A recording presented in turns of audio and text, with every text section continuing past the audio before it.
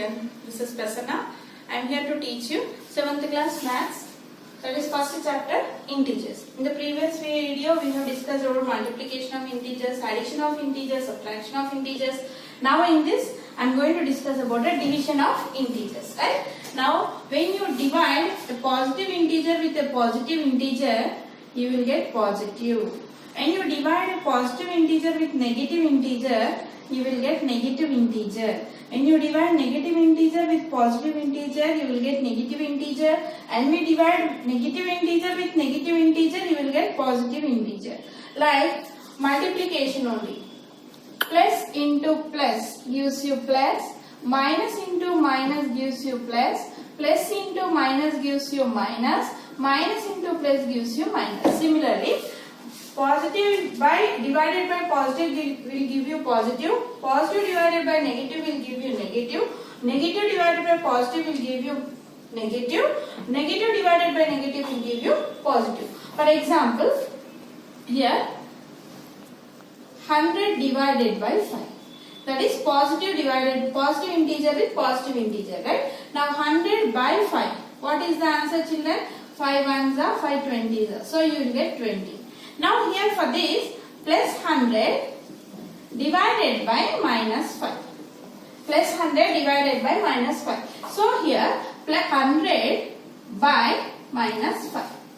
Now 5 ones are 5 20s. So here 20 by minus 5. When negative divided by positive or positive divided by negative, for this we should divide as a whole number, and for the answer you should keep negative integer. So what is the answer here? Minus 20. Coming to here, minus 100 divided by 5. Here negative integer divided by positive integer. This is minus 100 by 5. 5 ones are 5 20s. So what is the answer, children? Minus 20. Coming to here, negative integer divided by negative integer. Minus 100 divided by minus 5. That is minus 100 by minus 5.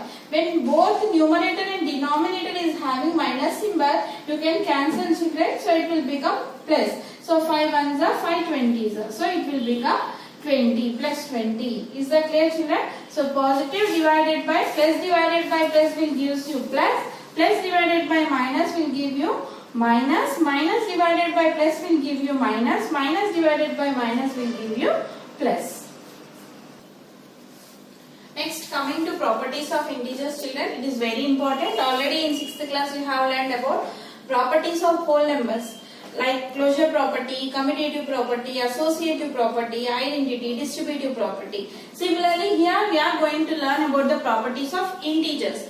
We will see what properties are going to satisfy for integers. First of all, first property, closure property. Closure property means for if you take any two integers, when you add two integers, again you will get an integer. Then closure property satisfies under addition. Similarly for subtraction, for any two integers, when you subtract, again if you will get an integer, then closure property satisfies under subtraction for integers. Like that we will see whether it satisfies under addition, subtraction, multiplication and division.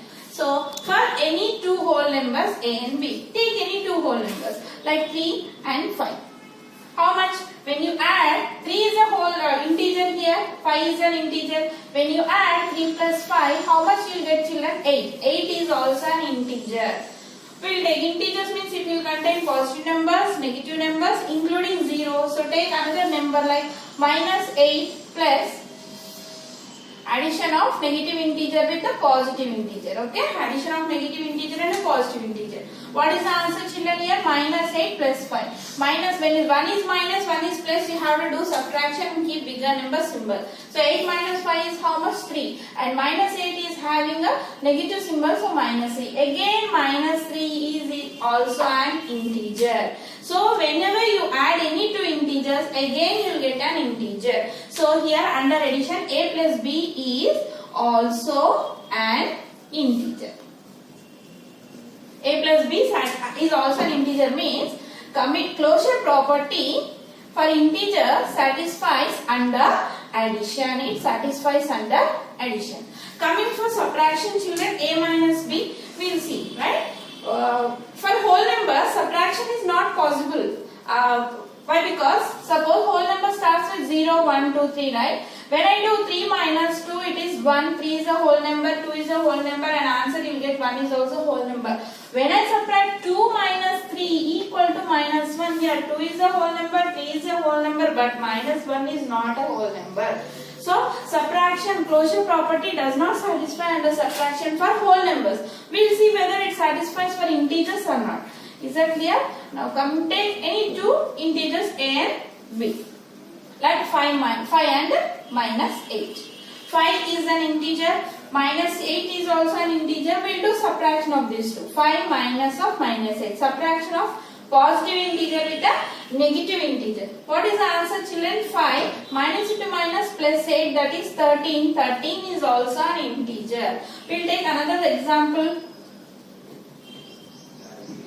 like 10 and 15. 10 is an integer, 15 is an integer. When you subtract 10 minus 15, how much, children, you will get? Minus 5. Here minus 5 is also an integer. So for integers, closure property satisfies under subtraction. So for subtraction, whatever answer you will get when you subtract two integers is also an integer. So it satisfies under subtraction also. Coming to multiplication, take any two like minus 10 and 3. Multiplication of negative integer with a positive integer. How much you get? Minus 10 into 3, that is minus 30. That is minus 30 is also an integer, right? Whenever you take 5 and 6, when you multiply 5 and 6, 30. 5 is an integer, 6 is an integer, and 30 is also an integer. So, closure property satisfies under multiplication for integers. So, what you write here? A into B is also an integer. So, it satisfies under addition, subtraction and multiplication. Now, we will see whether it satisfies for division or not.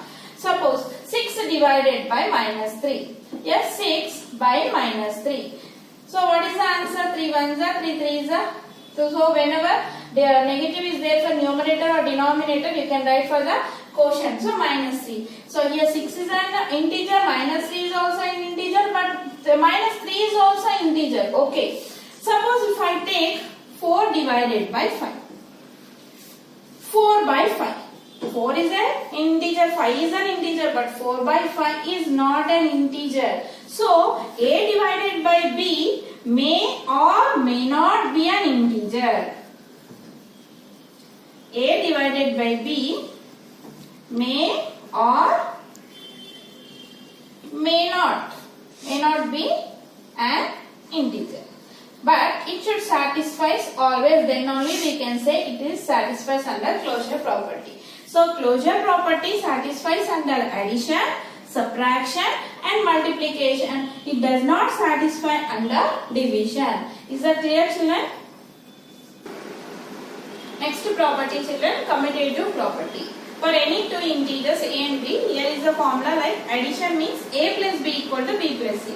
So, when you add two integers, again, if you interchange the numbers also, again if you get the same number, then we can say that commutative property satisfies under addition. For subtraction, A minus B equal to B minus A, we should check whether these properties satisfy for what operations? Addition, subtraction, multiplication and division. It satisfies under what operations? We are going to check by taking some examples now.